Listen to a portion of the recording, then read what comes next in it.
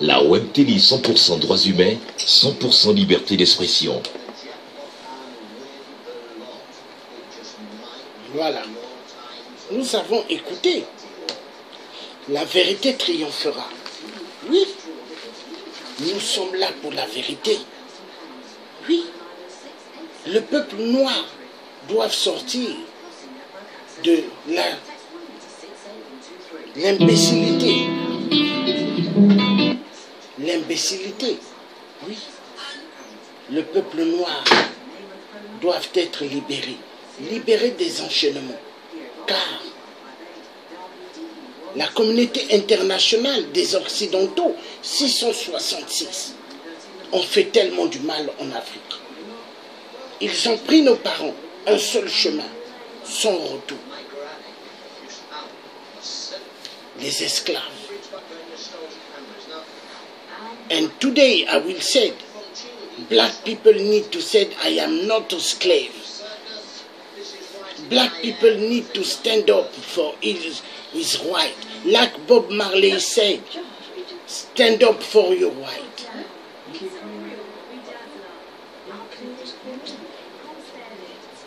And what Bob Marley said is true. Je vais reprendre, il n'y a pas de problème. On me coupe, je reprends. Je vais reprendre et je mettrai le titre tout à l'heure. Il n'y a pas de problème. Je m'appelle Laitier Africain. Facebook me coupe, moi je vais reprendre. Parce qu'au fait, c'est tangible ce que j'ai dit. Oui, c'est tangible. On me coupe parce que c'est tangible. Voilà. Je vais mettre celui-là. Voilà, appuyez là. Voilà.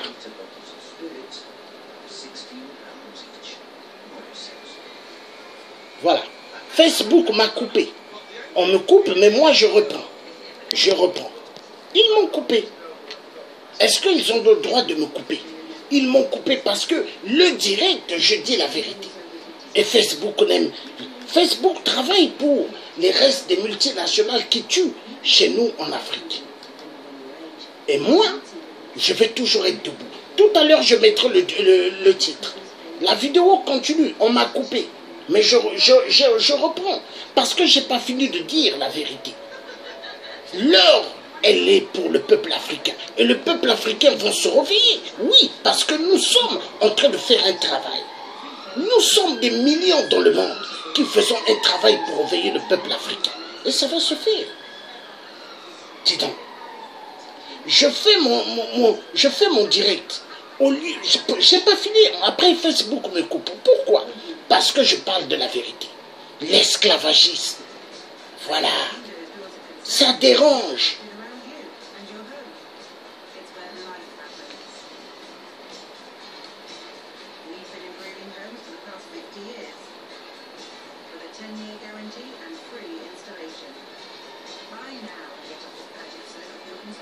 Ça dérange.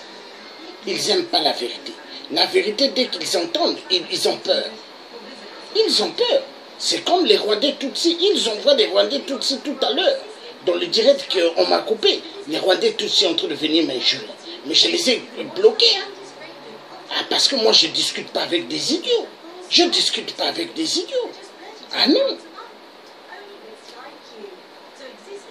Moi, je discute avec ceux qui doivent libérer l'Afrique. Hein? Comme moi, je me bats pour la libération de l'Afrique. Et c'est un droit qu'on se batte pour libérer nos continents. C'est un droit. Notre continent doit sortir du gouffre. L'homme noir n'est pas fait pour souffrir. L'homme noir a tout. Il a tout dans sa terre. Dieu a tout mis. Et la vérité doit être dite. Nous allons écouter Aimé Césaire. Il dit immensément la vérité. Un grand homme, il dit la vérité. Oui, nous allons l'écouter. Parce que l'homme blanc a fait tellement du mal à l'Afrique. Et il croit que l'Afrique c'est à lui. L'homme blanc se dit que l'Afrique c'est à lui. Hein?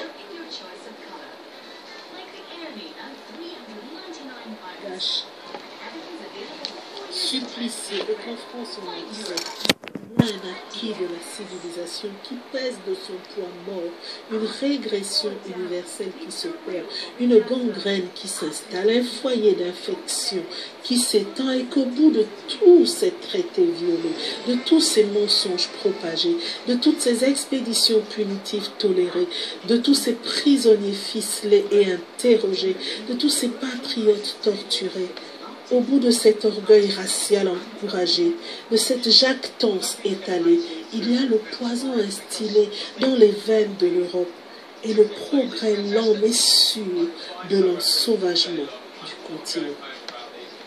Et alors, un beau jour, la bourgeoisie est réveillée par un formidable choc en retour.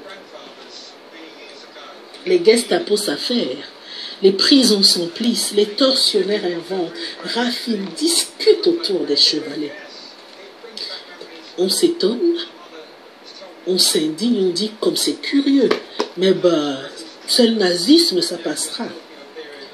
Et on attend, et on espère, et on se tait à soi-même la vérité, que c'est une barbarie, mais la barbarie suprême, celle qui couronne, celle qui résume la quotidienneté des barbaries, que c'est du nazisme, oui, mais qu'avant d'en être la victime, on en a été le complice, que ce nazisme-là, on l'a supporté avant de le subir, on l'a absous, on a fermé l'œil là-dessus, on l'a légitimé, parce que jusque-là, il ne s'est appliqué qu'à des peuples non européens.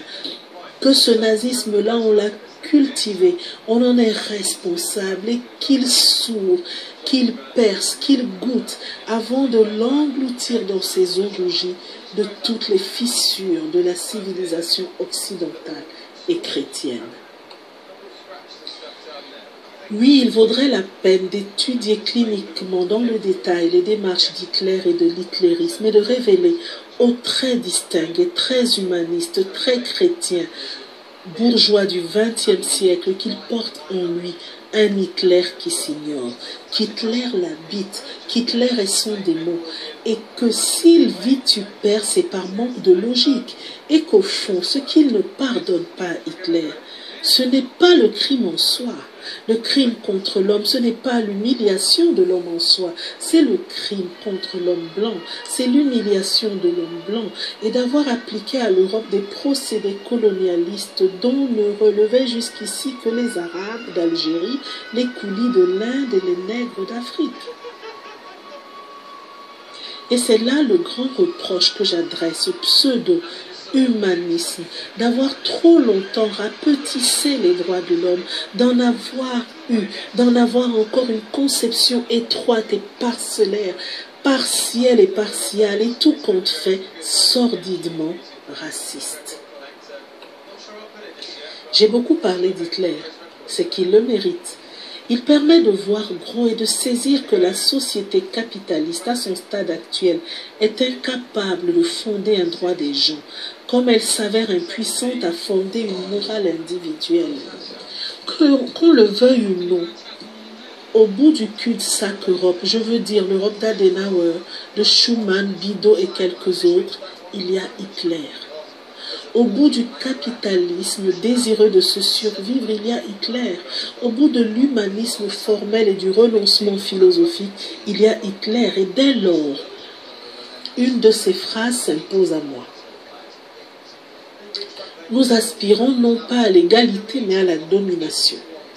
Le pays de race étrangère devra redevenir un pays de serfs, des journaliers agricoles ou des travailleurs industriels.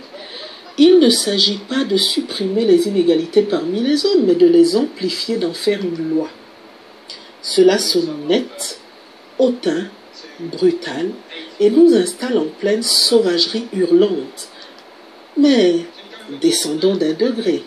Qui parle, j'ai honte à le dire, c'est l'humaniste occidental, le philosophe idéaliste. Qu'il s'appelle Renan, c'est un hasard.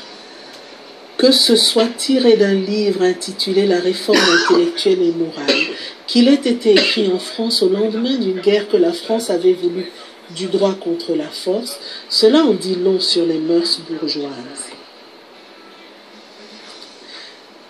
La régénération des races inférieures ou abattardies par les races supérieures est dans l'ordre providentiel de l'humanité. L'homme du peuple est presque toujours chez nous un noble déclassé.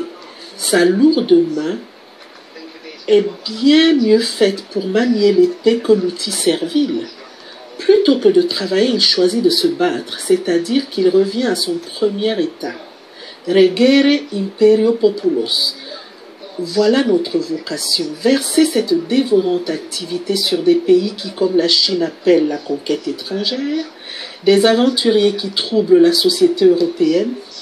Faites un vers sacrum, un essaim, de ceux des Francs, des Lombards, des Normands. Chacun sera dans son rôle.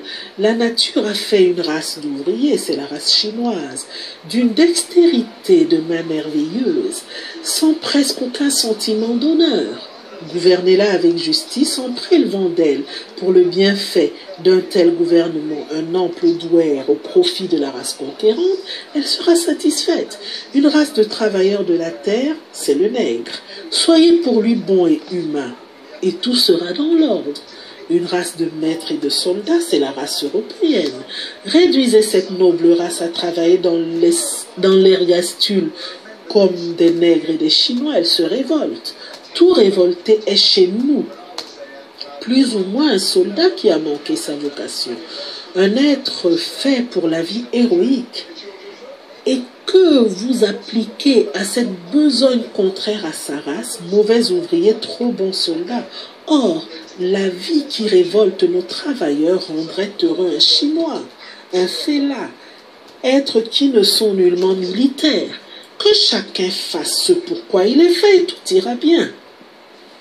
Hitler, Rosenberg, non, Renan. Mais descendons encore d'un degré. C'est le politicien verbeux qui proteste. Personne.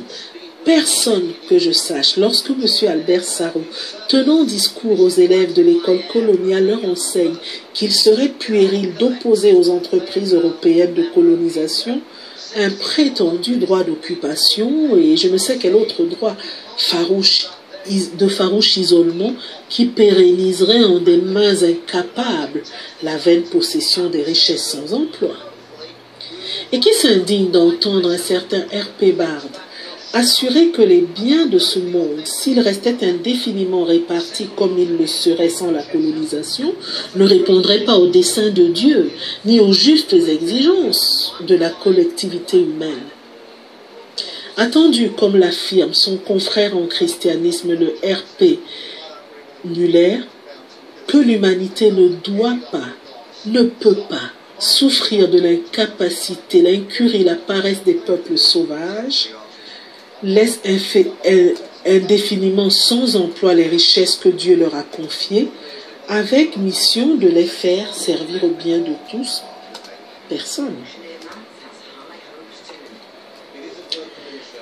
Je veux dire, pas un écrivain patenté, pas un académicien, pas un prédicateur, pas un politicien, pas un croisé du droit et de la religion, pas un défenseur de la personne humaine. Et pourtant, par la bouche des Sarraut, des Bard et des Muller, des Renan, par la bouche de ceux qui jugeaient et jugent licite d'appliquer au peuple extra-européen et au bénéfice des nations plus fortes et mieux équipées une sorte d'expropriation pour cause d'utilité publique, c'était déjà Hitler qui parlait.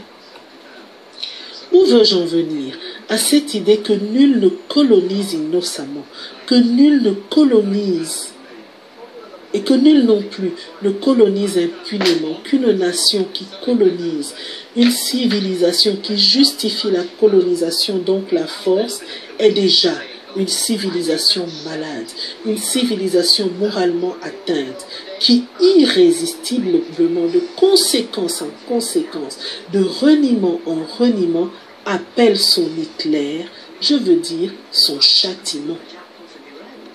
Colonisation, tête de pont dans une civilisation de la barbarie, d'où à n'importe quel moment peut déboucher la négation pure et simple de la civilisation. Voilà. Nous avons suivi le grand homme, Aimé Césaire. Un grand homme. Là pour ouvrir la conscience du peuple noir. L'aliénation. Oui. La Bible, c'est la parole de Dieu. Mais est-ce que la Bible, c'est Dieu? Non. La Bible n'est pas Dieu. Mais l'homme blanc a inculqué dans la tête de l'homme noir que la Bible, c'est Dieu. Non, la Bible, c'est pas Dieu. Essuyer le tableau. À l'école, on nous disait d'essuyer le tableau.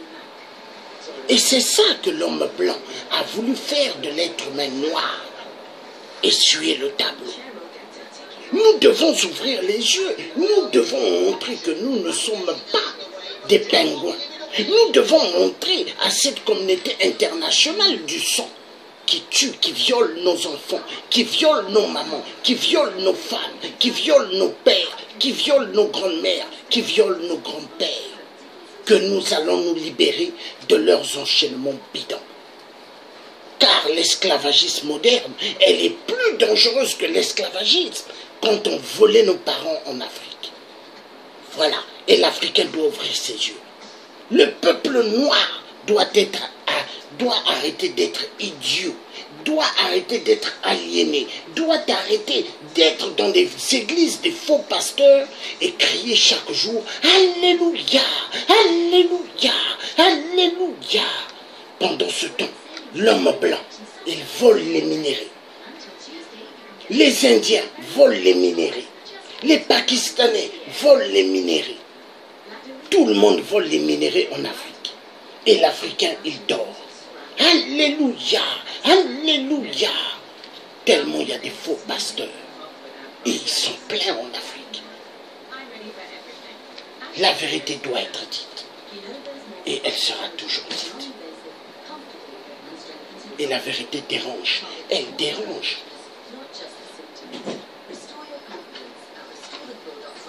Nous allons écouter le discours.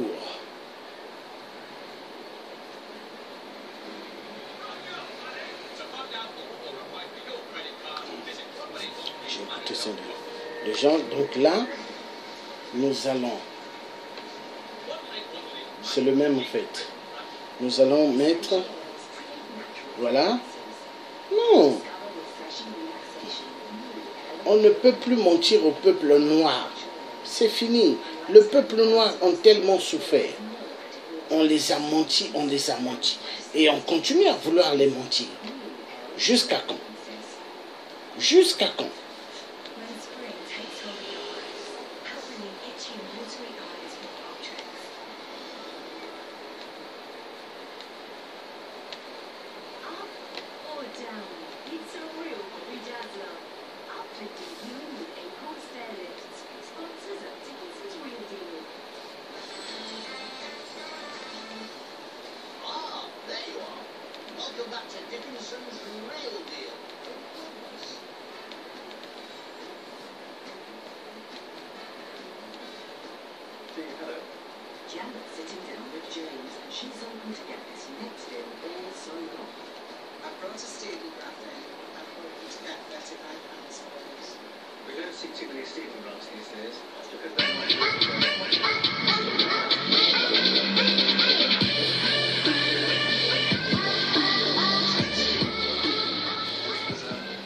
Salut les amis, j'espère que vous allez bien. Pour ma part, ça va, alhamdoulilah. Les traites négrières, également appelées traites nègres ou traites des noirs, étaient des commerces d'esclavage dont ont été victimes par millions les populations de l'Afrique de l'Ouest, de l'Afrique centrale et l'Afrique australe durant plusieurs siècles. L'esclave était privé de sa liberté, devenait la propriété exploitable et négociable comme un bien matériel d'une autre personne. Et aujourd'hui les amis, je vais vous faire le top 6 des pays qui sont devenus extrêmement riches grâce à l'esclavage des Noirs. Alors, vous êtes prêts? Allez, let's go!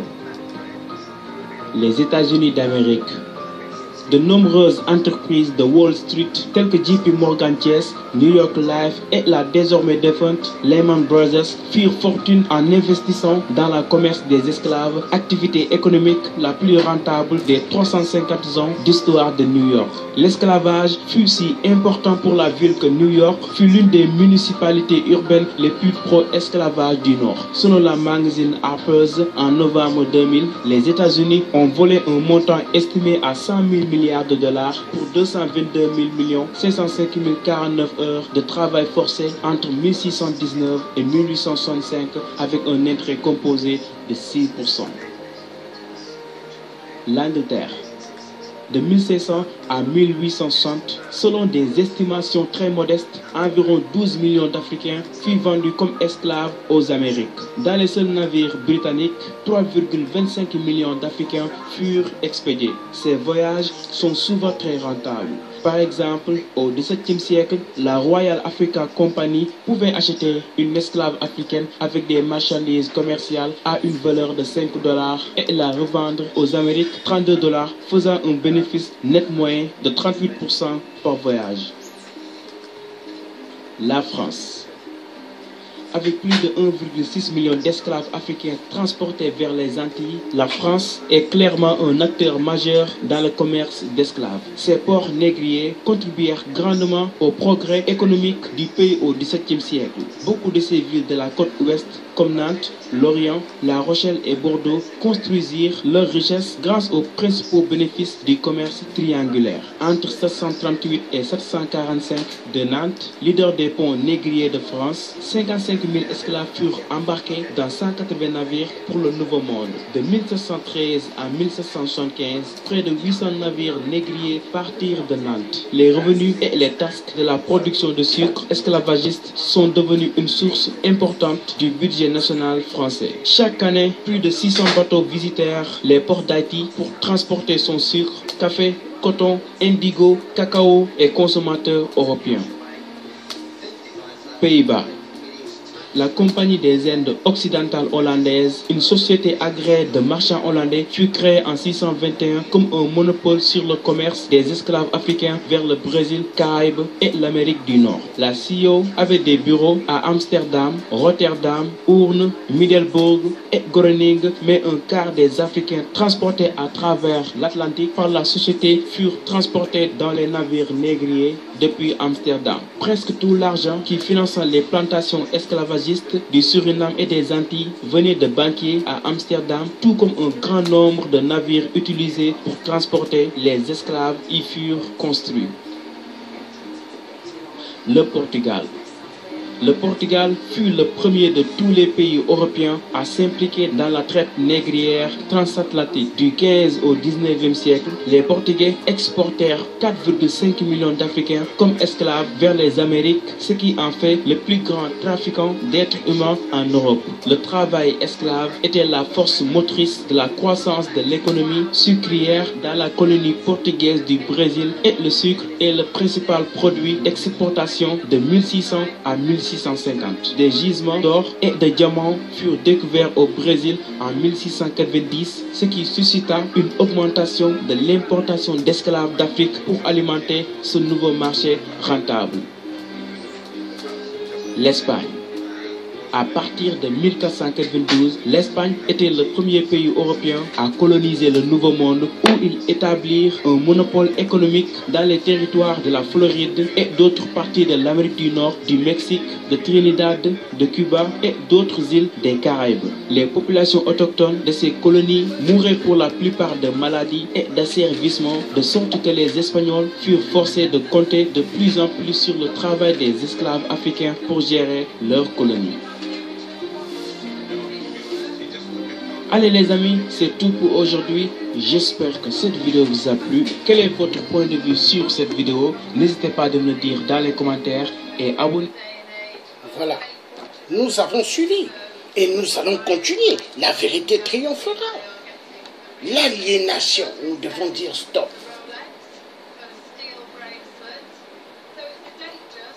Oui, nous devons dire stop. Oui.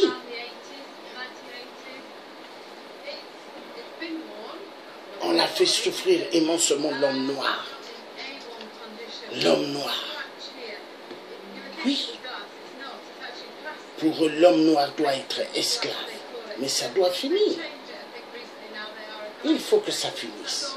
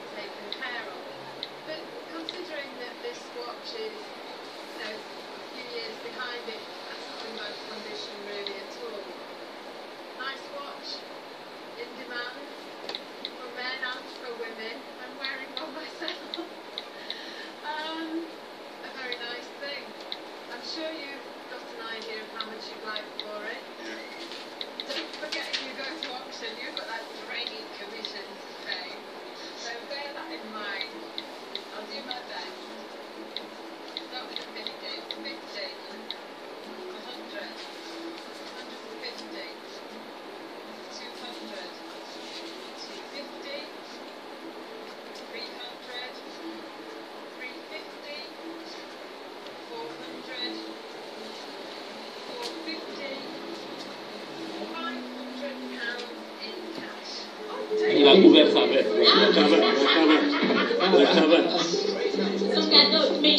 C'est pourquoi, depuis hier, il a vu. Dès que je suis arrivé, il me dit, tu as vu la cravate? Parce que c'est moi qui lui ai offert la cravate. Il me dit, je la porte et je suis fier. Hein? Et moi aussi, je suis fier. Hein? Tu es comme Léopold, tu es élégant comme Léopold. Hein? Ah non. Très content. Une Afrique nouvelle, des Antilles nouvelles. C'est ça la condition du monde. Merci beaucoup. Merci. Aimé Césaire a toujours revendiqué son attachement pour l'Afrique, continent en souffrance qui a su enfanter pourtant de grandes figures telles que Nelson Mandela. Les deux hommes se sont rencontrés une seule fois, en 1990, à l'invitation du président Mitterrand. Mandela avait alors remercié Césaire pour son discours sur le colonialisme, écrit à une époque où, en Afrique du Sud, le pouvoir blanc enfermait les nègres. Depuis sa prison, Mandela avait découvert qu'un homme qu'il ne connaissait pas avait écrit ces propos salvateurs. Il remercia donc Césaire pour l'avoir, à sa façon, aidé à supporter les geôles de l'apartheid. C'est d'elle-même que l'Afrique est volée. C'est d'elle-même que l'Afrique a faim. C'est pourquoi je ne me veux ni Messie, ni Mahdi. Je n'ai pour arme que ma parole. Je parle et je veille. Je ne suis pas un redresseur de tort, pas un faiseur de miracles. Je suis un redresseur de vie. Je parle et je rends l'Afrique à elle-même. Je parle et je rends l'Afrique au monde. Je parle et, attaquant à leur base, oppression et servitude, je rends possible, pour la première fois possible, la fraternité.